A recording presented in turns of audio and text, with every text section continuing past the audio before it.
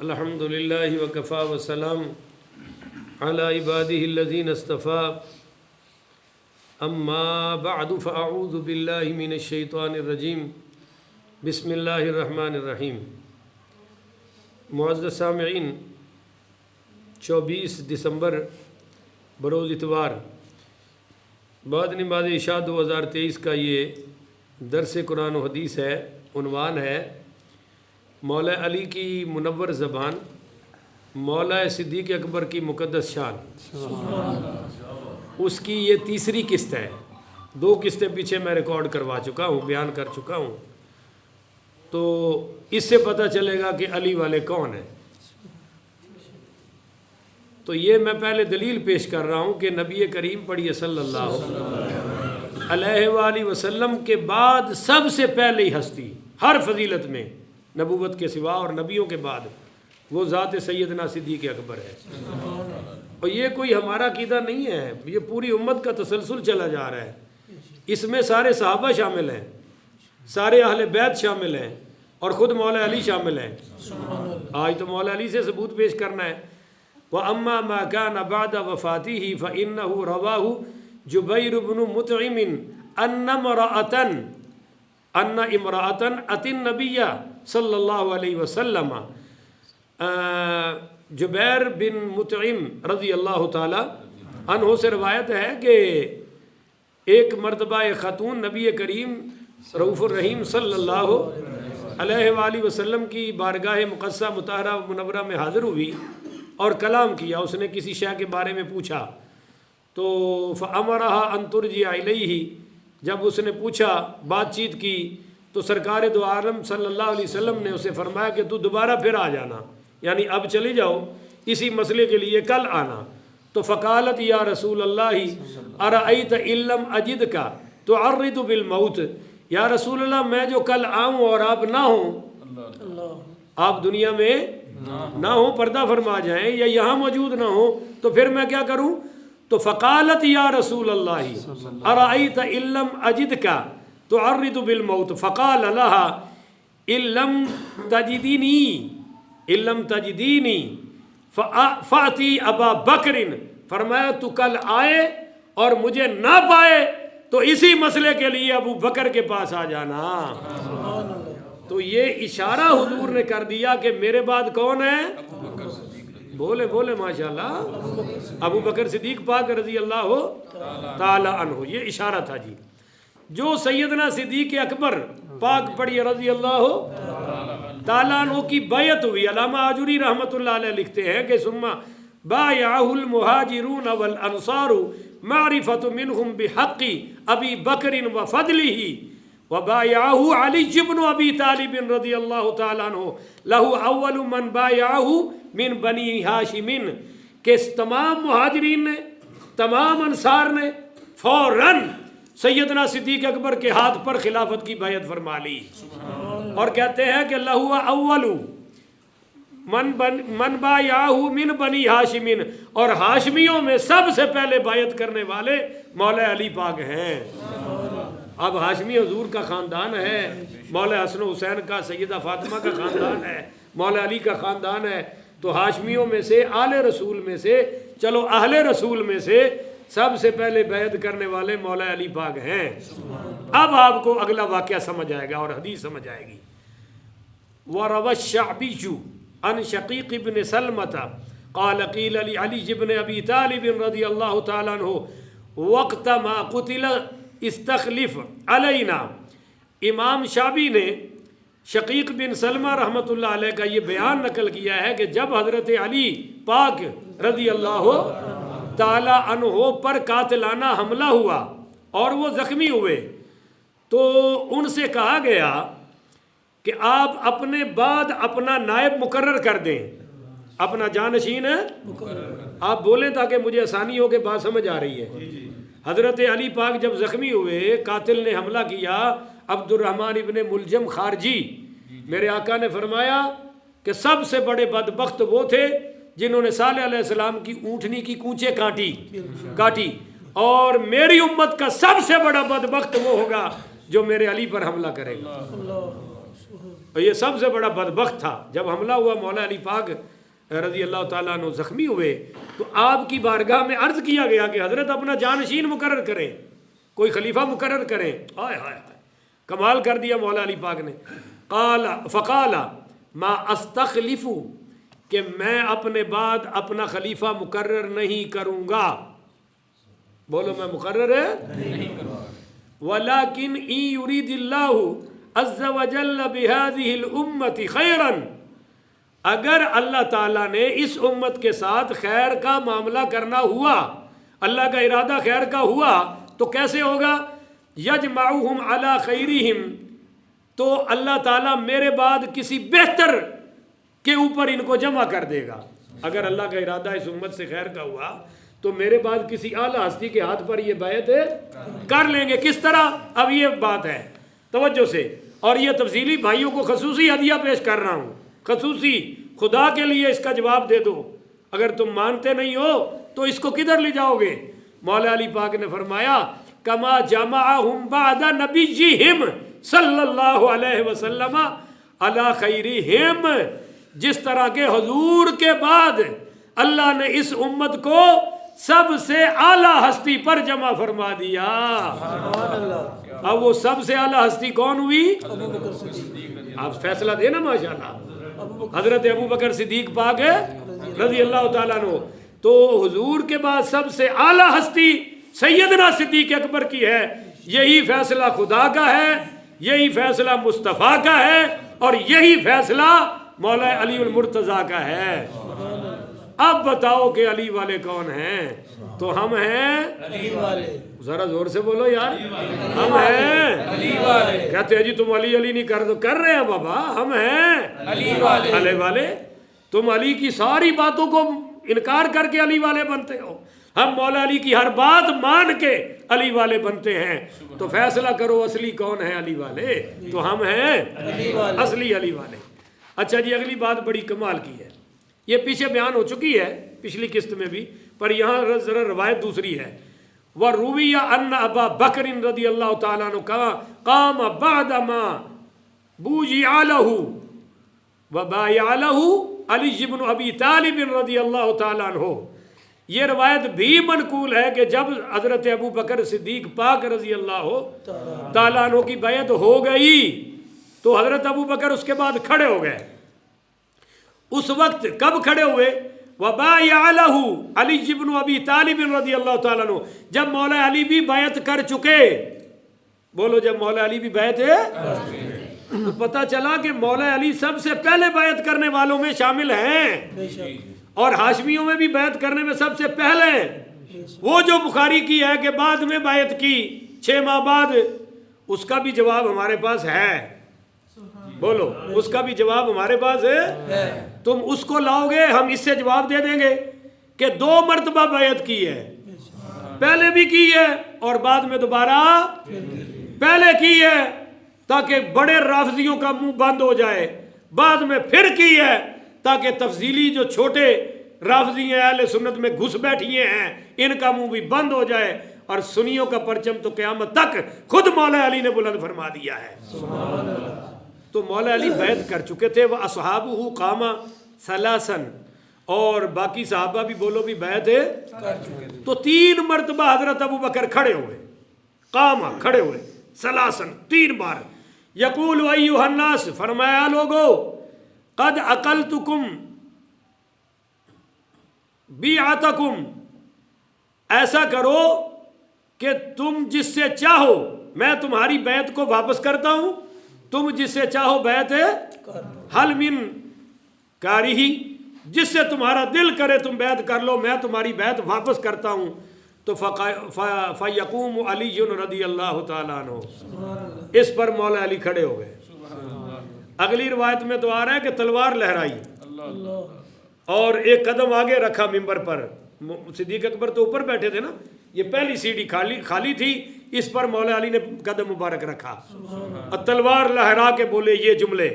فیقول فیقوم علی رضی اللہ تعالیٰ فی اوائل الناس, تو مولا علی پڑھیے رضی اللہ تعالیٰ عنہ کھڑے ہوئے اور بولے, فیقول لا واللہ لا نقیلک ولا نستقیلک، اللہ کی قسم نہ ہی تو ہم آپ سے، نہ ہی تو آپ یہ بیعت واپس کرنے دیں گے اور نہ ہی ہم آپ کو واپسی کا کہیں گے، اللہ کی قسم نہ واپس بیعت کرنے دیں گے نہ آپ کو واپس کرنے کا کہیں گے۔ اور فی حدیث طویل، آگے پھر بڑی لمبی حدیث ہے، پر یہاں علامہ آجوری رحمۃ اللہ علیہ ایک اور حدیث درمیان میں لے آئے ہیں۔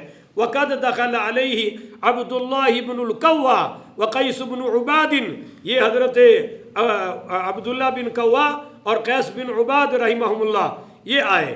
وَقَدْ سَأَلَهُ بعد رجوعه من قتال الجمل، جنگ جمل کے بعد جب مولا علی واپس آئے تو انہوں نے یہ سوال کیا کہ حل معاک احد من رسول اللہ صلی اللہ علیہ وسلم، کہ سوال یہ کیا کہ یا علی آپ کے پاس کوئی حضور صلی اللہ علیہ وسلم کا عہد نامہ ہے؟ سبحان اللہ، یہ آپ کو نہیں سمجھ آ رہی۔ اب شیعہ یہ کہتے ہیں، رافضی یہ کہتے ہیں کہ حضور پاک صلی اللہ علیہ وسلم نے حضرت عمر سے فرمایا کہ کاغذ قلم لاؤ، بولو کاغذ قلم لاؤ، اور عمر نے کاغذ قلم نہیں دیا۔ بھائی کیوں نہیں دیا؟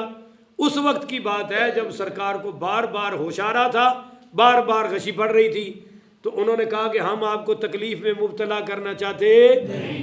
تو یہ کہتے ہیں کہ جی عمر کو پتہ تھا اگر کاغذ قلم دے دیتے تو علی کو پہلا خلیفہ نبی نے لکھ دینا تھا، اس لیے نہیں دیا، نہ کاغذ دیا نہ قلم دیا۔ اس کو کہتے ہیں حدیث کرتاس، اور سنیوں پر سوال کرتے ہیں۔ آگے سے میرے جیسے مولویوں کو تو پتہ نہیں ہوتا، اور جن کو پتہ ہو ان کے آگے کو ٹھہر کوئی نہیں سکتا۔ سمجھ رہے ہو کہ نہیں سمجھ رہے ہو؟ اب ہم نے ان سے کہا کہ جس وقت یہ معاملہ ہو رہا تھا گھر کس کا تھا؟ علی کا۔ گھر کس کا تھا؟ مولا علی کا گھر تھا جس وقت یہ بات حدیث کرتاس والا واقعہ ہوا۔ تو گھر والوں میں تو مولا علی، اگر حضرت عائشہ کا گھر بھی ہو تو پھر بھی گھر والوں میں تو علی آتے ہیں، عمر بعد میں آتے ہیں۔ تو کاغذ قلم لا کے ذمہ داری دینی تو مولا علی کی تھی، پر کہتے ہیں جی حضرت عمر سے کہا کاغذ قلم لاؤ، انہوں نے لا کر نہیں دیا۔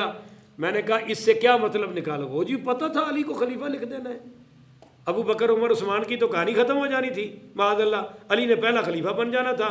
میں نے کہا چلو آگے آؤ۔ اسی مسند احمد ابن حنبل میں مرویات علی میں نوٹ کرے میرے علماء خطبہ اس بات کو، روایت آ رہی ہے کہ خود حضور نے مولا علی سے فرمایا علی مجھے کاغذ قلم لا کے دو۔ تو جیسے حضرت عمر نے لا کر نہیں دیا ویسے ہی حضرت علی نے بھی لا کر نہیں دیا۔ بولو ویسے بھی حضرت علی نے بھی لا کر، کیونکہ اس وقت بار بار غشی پڑ رہی تھی، آپ غشی میں آ رہے تھے، ہوش میں آ رہے تھے، فرمایا مجھے کاغذ قلم دے دو میں لکھ کے دے دوں کہ تم بعد میں گمراہ۔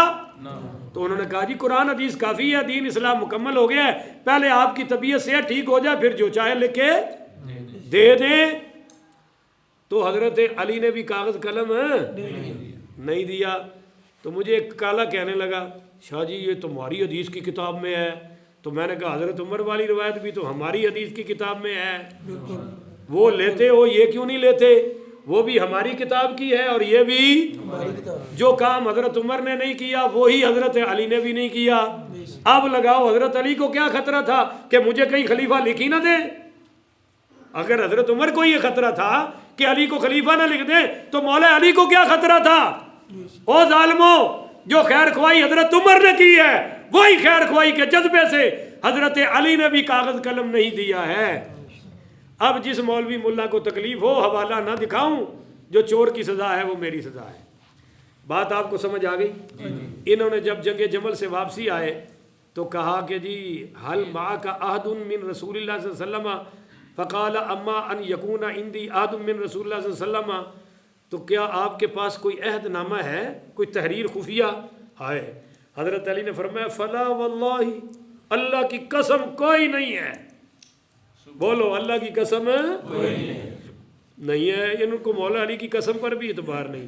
وَلَوْ كَانَ عِنْدِي عَهْدٌ مِّن رَسُولِ اللَّهِ، اگر میرے پاس کوئی عہد نامہ حضور کا ہوتا، اگر کوئی ہوتا، آگے سنیے گا، تو مَا تَرَكْتُ أَخَا تَيْمِ بْنِ مُرَّةَ، تو میں کوئی اگر میرے پاس عہد ہوتا تو تیم بن مرہ سے تعلق رکھنے والا ابو بکر صدیق. اور آگے سنیے مولا علی نے فرمایا وَلَوْ لَمْ أَجِدْ إِلَّا يَدِي هَذِهِ. ہاں آپ نے فرمایا مَا تَرَكْتُ أَخَا تَيْمِ ابن مرہ وَلَبْنَ الْخَطَّابِ عَلَى مِنبَرِهِ. اگر میرے پاس کوئی عہد نامہ ہوتا تو ابو بکر صدیق اور عمر کبھی بھی ممبر پر چڑھتے یا میں چڑھنے دیتا ہی نہ. کیونکہ آگے لفظ سنیے وَلَكِنَّ نَبِيَّكُمْ صلی اللہ علیہ وسلم. مگر جو نبی پاک ہے نا تمہارے ہمارے نبی وہ نبی الرحمت وہ نبی رحمت ہیں. یعنی ابو بکر اور عمر کا ممبر پر آنا یہ نبی کی رحمت کا فیصلہ ہے. اور آگے سنیے وَلَمْ يَبُتْ فَجْعَةً. حضور اچانک وفات ہے یعنی اچانک نہیں ہوئی. پہلے بیمار رہے ہیں پورا ہفتہ ڈیڑھ ہفتہ بعد میں آپ کی وفات ہوئی ہے. وَلَمْ يُقْتَلْ قَتْلًا. اور آپ کو کوئی بھی کسی نے شہید قتل نہیں کیا گیا. مارد لیالی و ایامن. آپ راتوں میں بھی بیمار رہے ہیں اور دنوں میں بھی بیمار ہیں. اور آگے سنیے وَأَيَّامًا وَلَيَالِيَ يَأْتِيهِ بِلَالٌ. دن کو بھی بلال آتے رہے ہیں رات کو بھی بلال آتے رہے ہیں. فَيُؤَذِّنُهُ بِالصَّلَاةِ. اذان دے کر فَيَقُولُ مُرُوا أَبَا بَكْرٍ فَلْيُصَلِّ بِالنَّاسِ. اب اس روایت کے راوی مولا علی ہیں. مولا علی فرماتے ہیں کہ یہ روایت کہ جب بھی بلال اذان دے کر دن کو آتے رات کو آتے حضور ایک ہی بات فرماتے ابو بکر سے کہو لوگوں کو نماز پڑھائے. یہ زبان ہے مولا علی کی شان ہے مولا صدیق کی. تو آگے فرماتے ہیں وَهُوَ يَرَى مَكَانِي. حضور کو میرے مقام کا پتہ تھا. نہیں سمجھے ہو علی پیچھے کیسے ہو سکتا ہے. فرمایا حضور نے ابو بکر کو آگے کیا ہے. اور یہ الفاظ ہے جی وَهُوَ يَرَى مَكَانِي. حضور کو میرے مقام کا پتہ تھا کہ میں کس شان کا ہوں یہ بھی پتہ تھا. پھر بھی ابو بکر کو آگے فَلَمَّا قُبِضَ رسول اللہ صلی اللہ علیہ وسلم نَظَرْنَا فِي أَمْرِنَا فَإِذَا الصَّلَاةُ عَدُدَ الْإِسْلَامِ وَقِوَامُ الدِّينِ. اور جب حضور نے نماز پڑھانے کے لیے ابو بکر کو اپنا قائم مقام بنا دیا تو پھر ہم نے کہا کہ بھائی کلمے کے بعد سب سے اعلیٰ عبادت تو نماز ہے. اسلام کا بنیادی رکن تو نماز ہے. جب اس میں ابو بکر آگے ہے تو پھر ہمارے دنیا کے ہر کام میں بھی ابو بکر آگے ہے. فقام ابو بکر رحمہ اللہ بین اظہرنا الکلمۃ جامعۃ والامر واحدۃ لا یختلف علیہ منان اسنا ولا شہد احد منا علی احد بالشرک. ہمارے خلاف کوئی شرک کی گواہی نہیں دے سکتا. ہمیں جامع کلمات پر جمع کیا اور ولا یقطع منہ البراءۃ. اور ہم سب کی برات ہے یعنی ہم پر کوئی کسی گناہ کا کوئی الزام لگانے والا مجھ پر ابو بکر پر عمر پر. فکنت واللہ آخذ اذا اعطانی وَأَغْزُو اِذَا أَغْزَانِي. اب یہ توجہ یہ ہے مولا علی کی منور زبان اور مولا صدیق اکبر کی مقدس شان. کہتے ہیں وَلَا يَقْطَعُ مِنْهُ الْبَرَاءَةَ فَكُنْتُ وَاللَّهِ آخُذُ اِذَا أَعْطَانِي.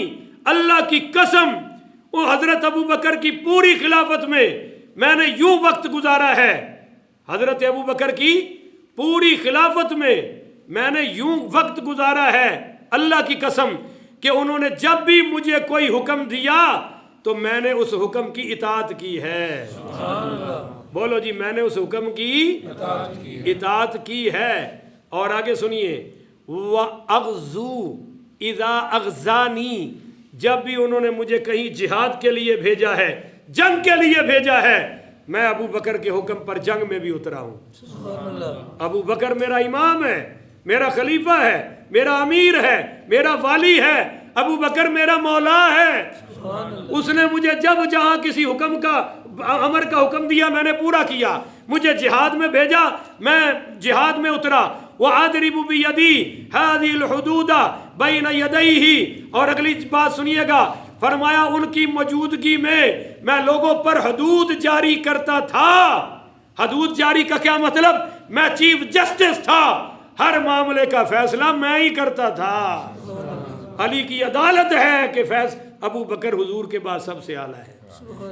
اور فرماتے ہیں فَلَمَّا حَضَرَتْ أَبَا بَكْرِ الْوَفَاتُ واللہ عمر رضی اللہ تعالیٰ عنہ جب ابو بکر کا آخری وقت آیا تو انہوں نے حضرت عمر کو خلیفہ نامزد کر دیا. تو علی کا فیصلہ ہے کہ ابو بکر حضور کے بعد سب سے اعلیٰ ہیں.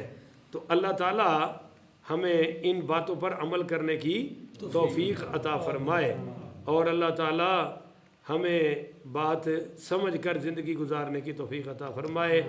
آخر ودعوانا ان الحمدللہ رب العالمین.